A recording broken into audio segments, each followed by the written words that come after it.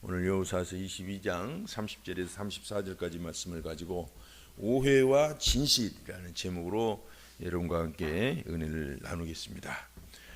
우리는 참 오해를 때문에 역사가 바뀌는 그런 사례도 종종 봅니다. 1945년 7월 말쯤 포츠담 선언이라는 걸 하게 되죠. 미국, 소련, 또 중국 등 열강들이 지도자들이 모여서 일본에게 무조건 항복을 하라는 그런 일종의 선포였어요.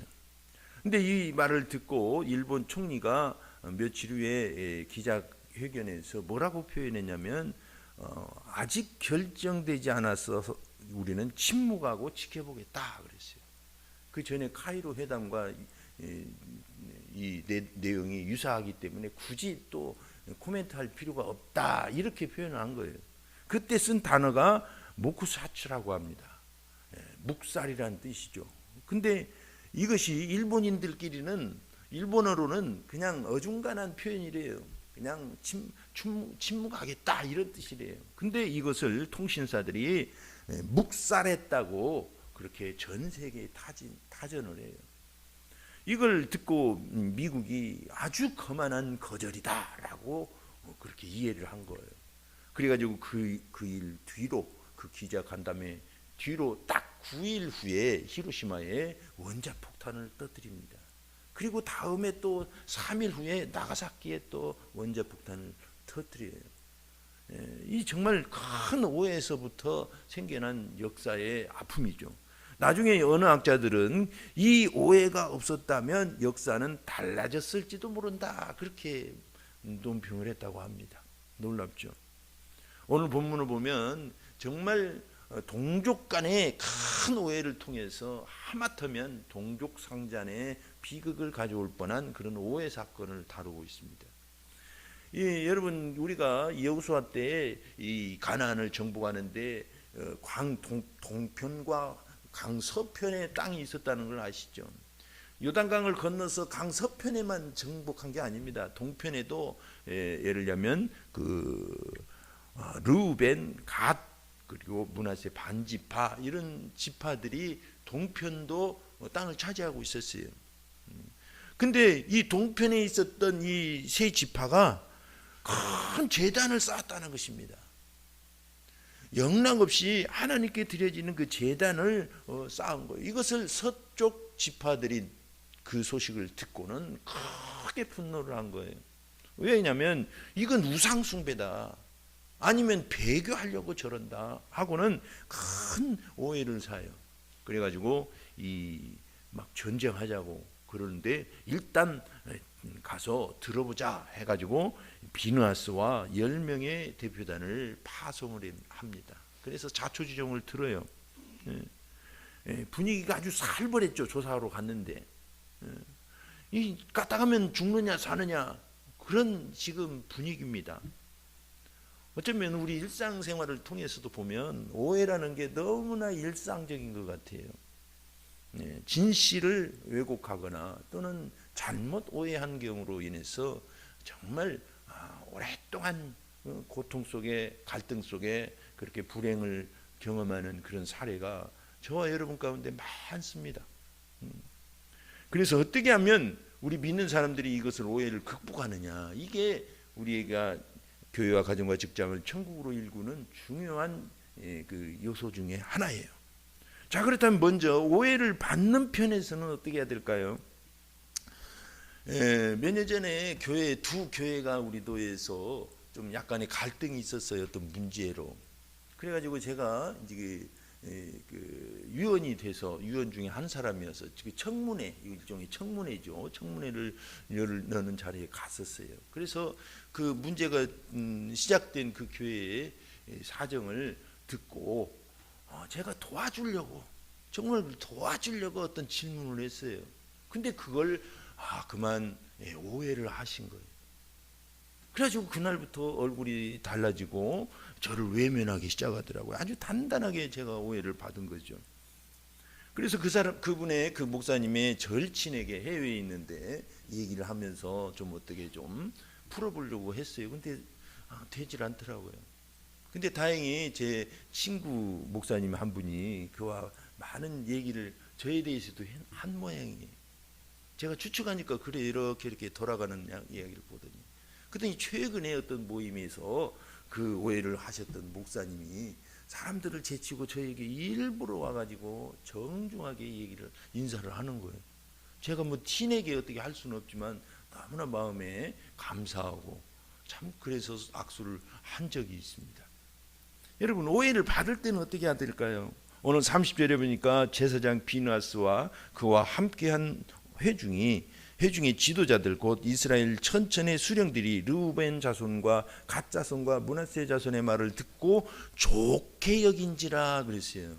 그렇다면 이 므낫세와 또 르우벤과 갓 자손들이 어떻게 이 파견단들을 대했는가를 상상할 수가 있어요. 이 사람들도 지금 경쟁한 위기입니다. 이 오해를 하고 저렇게 살기가 등등해가지고 왔는데 분위기가 보통이 아니잖아요. 그러니까 얼마든지 당신들 오해했다고 한번 하려면 하라고 할 수도 있어요, 성질대로. 근데 이 세 지파가 아주 인내심을 가지고 자세하게 이 진실을 얘기해 줍니다. 사건의 전말을 진실을 들어보니까 바로 이거예요. 뭐냐면 문제는 요단강이었어요. 우리가 지금도 강 이편과 저편은 아주 도시가 달라지기도 하고 국경이 나눠지기도 하고 그렇잖아요. 강이라는 게. 예? 그리고 우리 속담에 강 건너 불구경이라는 말도 있잖아요. 강은 그와 같이 큰 간격을 만들어줍니다. 근데 요단강 서편에 있는 사람들이 혹시라도 당신들 요단 동편에 있는데 예배에 참석지도 못하게 하고 하나님의 분깃에서 우리를 제외시킬까 봐 우리가 제단을 모형을 만든 것이라고 그렇게 해서 해명을 했어요. 절대 우리는 배신할 의사가 없다고 아주 인내심을 가지고 정말 자세하게 그렇게 얘기를 해준 겁니다. 당신들이나 나나 우리나 하나님의 똑같은 백성입니다. 그 증거로 이것을 지금 제단을 만든 겁니다. 그렇게 설명을 했어요. 이 말을 듣고 대표단들이 좋게 여긴 거예요. 얼마나 참 노력을 했을 거예요. 여러분 십자가가 뭡니까? 십자가는 오해를 받은 아주 정점입니다. 하나님의 아들께서 이 땅에 오셔서 우리를 구원하시려고 그렇게 오셨잖아요. 근데 이스라엘 백성의 상당 기득권층은 자기들을 자기의 기득권을 침해한다고 생각한 거예요. 쉽게 말해서 구원하러 오신 그분이 자기들을 잡아먹는다고 생각한 거예요. 마치 짐승들이 구조하려고 가면 막 자기 잡아먹을까 봐 발악을 하는 것처럼 오해를 받으신 거예요. 그리고 십자가에 죽으셨잖아요. 여러분 어떻게 보면 하나님은 오해를 받으신 분입니다. 하나님은 구약에서 지금까지 이르도록 우리 인류를 한 번도 해롭게 하신 적이 없어요. 그 약속을 지키지 않으신 적도 없습니다. 성도들도 마찬가지입니다. 하나님은 처음 하나님을 알기 전부터 아니 그 전부터 우리를 알고 계시고 축복의 나라로 우리를 인도하시려고 그래요. 근데 우리는 그냥 하나님 우리 잡아먹는다고 우리 시간 인생 다 뺏은다고 오해를 할 때가 많습니다. 이때는 하나님이 나를 도와주시지 않았다고 오해를 할 때가 많아요. 어떻게 보면 오해는 하나님만큼 많이 받으시는 분은 없어요. 그분은 그냥 인류 역사 6천년 역사 동안에 계속 받아오셨으니까 우리야 뭐 몇 년 받다가 이 세상 떠나면 되지만 그렇지 않겠어요? 자, 그래서 히브리서 12장 3절 죄인들이 이같이 자기에게 거역한 일을 참으신 일을 생각하라 그랬어요. 베드로전서 2장 19절에도 부당하게 고난을 받아도 하나님을 생각함으로 슬픔을 참으면 이는 아름다우나 그랬어요. 여러분 정말 어려울 때는 하나님을 보시길 바랍니다. 오해받아가지고 정말 그럴 때는 하나님을 봅시다. 여러분 남아프리카 공화국은 원래는 아프리카잖아요. 근데 백인들이 와서 이렇게 해서 나라를 세웠잖아요. 근데 그곳에 흑인들이 항상 고통을 받았어요. 그래서 흑인 민주화 운동의 대표라고 하면 넬슨 만델라죠. 노벨 평화상도 받고 이분이 27년간 억울하게 옥살이를 합니다. 일부러 억울하게 했겠죠. 근데 출소 후에 자신을 가둔 백인들을 향해 보복의 칼 대신 진실과 화해위원회라는 것을 열어서 그들의 얘기를 다 들어준 거예요. 놀랍지 않습니까? 그 경청이 피로 얼룩질 뻔한 남아프리카 공화국을 평화로 인도를 하게 된 거죠. 다양성이 인정되는, 다양성이라는 무지개잖아요. 무지개 나라가 된 거죠. 여러분, 오해를 받을 때 반드시 십자가를 바라봅시다. 베드로전서 2장 23절, 욕을 당하시되 맞대어 욕하지 아니하시고 고난을 당하시되 위협하지 아니하시고 오직 공의로 심판하시는 이에게 부탁하시며. 그랬어요. 하나님은 우리를 위해서 오해를 받으셨고 지금도 오해를 받고 계신 분입니다. 자, 오해는 일상적이에요. 어떻게 하면 천국을 만들어 갈까요? 이 땅을, 우리가 사는 교회와 가정과 직장을. 이제는 오해를 한쪽에서 한번 생각을 해봅시다. 오해를 한쪽에. 한 여성이 공항에서 비행기를 타기 위해서 이제 기다리다가 과자, 쿠키를 한 봉지 샀어요. 그래가지고 벤치에 앉아서 이제 먹으려고 이렇게 먹는데, 하나를 먹으면 그 옆에 있는 남자 아저씨가 하나를 먹는 거예요. 이상하다, 이 사람. 하나를 또 먹으면 그 사람도 하나를 집어서 먹는 거예요. 괘씸해가지고. 근데 또 먹고 그러다가 하나가 남았어요. 그러니까 그 남자가 이 쿠키를 딱 쪼개가지고 웃으면서 한쪽을 주고는 자기 먹고 가더라는 거예요. 너무나가 어이가 없었어요. 근데 나중에 이제 시간이 돼서 자기도 이제 일어서면서 가방을 이렇게 드는데 가방 속에 자기 쿠키가 들어있었던 거예요. 그래서 오해를 해가지고 쥐구멍이라도 들어가고 싶어가지고 부끄러웠다 그럴 정도로. 근데 쥐구멍이 없어서 못 들어갔대요. 오해는 정말 살인도 날 그런 위기입니다. 오늘 본문에 오해를 한쪽에서 말을 이렇게 합니다. 31절에 너희가 이제 이스라엘 자손을 여호와의 손에서 건져내었느니라 그랬어요. 여호와의 손에서 왜 건져냈어요? 심판당할 뻔했는데 하마터면 이스라엘 큰일 날 뻔했다. 다 죽을 뻔했다.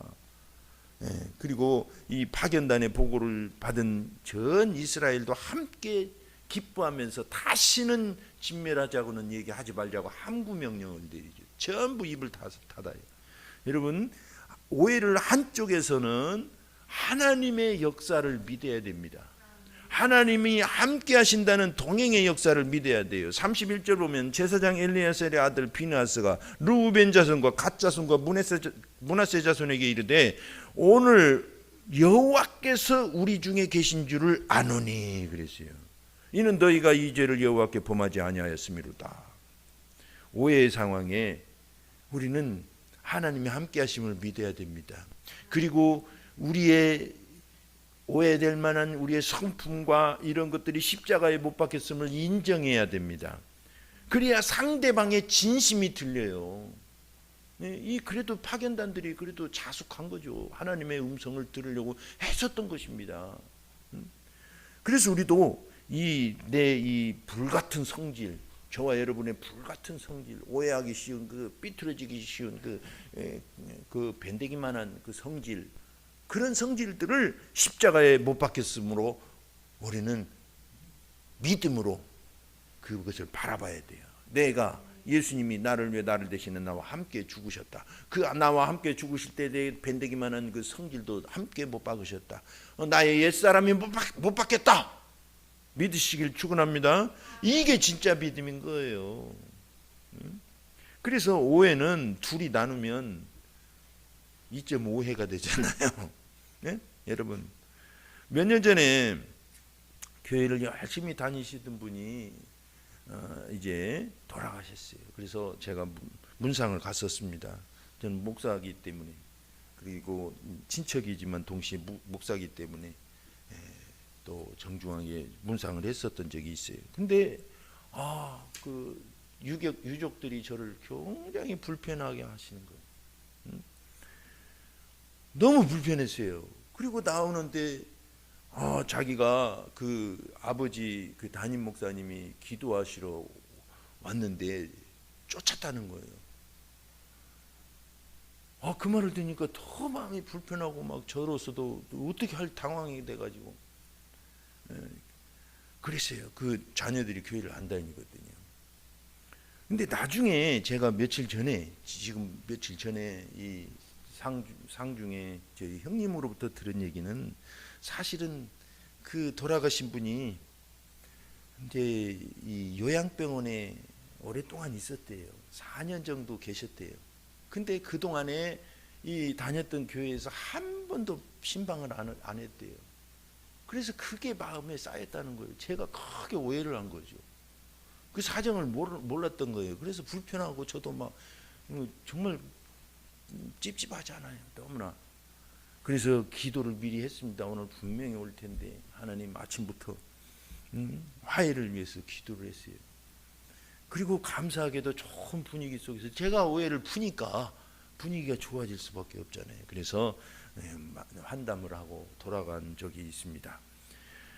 근데 참고로 저희 누님이 이 신앙생활했던 양전교회는 우리 누님이 이 암이라는 걸 알고 나서 이 팀이 조직이 된 거예요. 두어 개가. 그래가지고 수시로 위로한다고 식사한다고 불러내지, 놀러 가주지.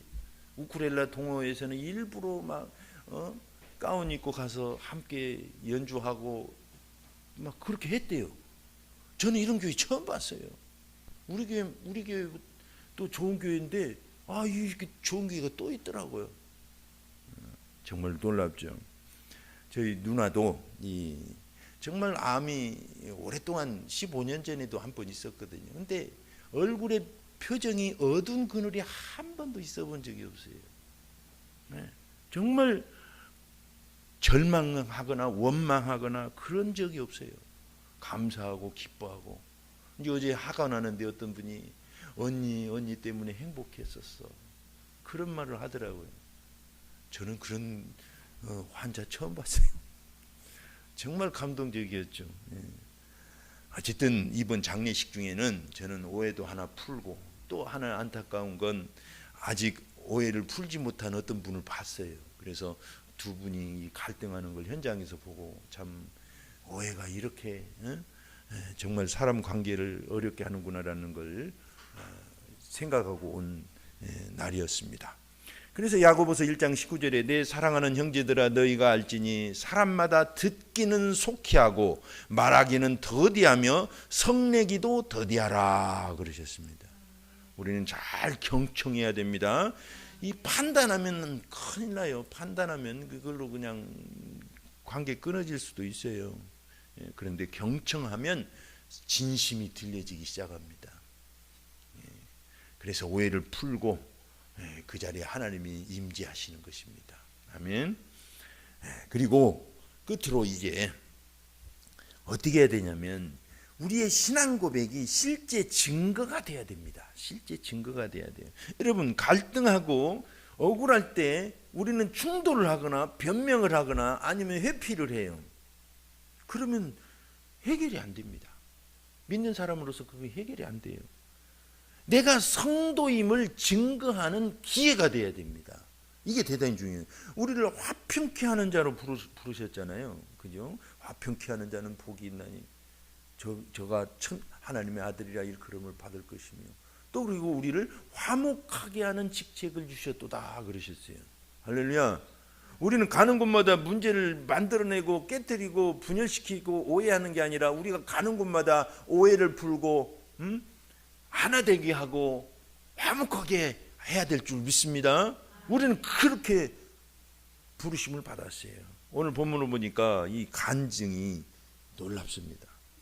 르우벤 자손이 원래 이 제단을 만들 때 28절 앞에 우리가 오늘 읽진 않았지만 앞에 28절을 보면 진짜 이 사람들 말대로 이게 하나님 앞에서 증거가 되게 하려고 제단을 만든 거예요. 거기다가 대고 제사 지내서 분열을 일으키고자 하는 게 아니라 우리도 하나님의 백성이라는 증거를 모형을 만들어 놓은 거예요. 그렇게 증거로. 근데 24절에 어떻게 또 이 말을 해요. 이게 그러니까 일종의 28절을 보면 신앙 고백이었거든요. 그것을 만들어 놓은 게. 근데 24절은 놀랍습니다.